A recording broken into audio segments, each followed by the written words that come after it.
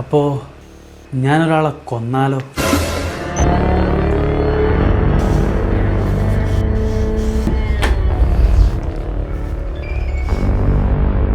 ആദ്യം നമുക്ക് body dispose ചെയ്യണം.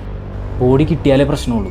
ബോഡി കിട്ടിയില്ലെങ്കിൽ നമ്മളെല്ലാവരും സേഫാണ്. അപ്പോൾ ബോഡി നമ്മളിപ്പോൾ കുഴിച്ചിടാൻ പോകണം. ഏയ് കുഴിച്ചിടൊന്നും വേണ്ട, അതൊക്കെ പെട്ടെന്ന് കണ്ടുപിടിക്കും. നമുക്കേ പഞ്ചസാരയിട്ട് കത്തിക്കാം. അതാവുമ്പോൾ എല്ല് പോലും ബാക്കിയിടും.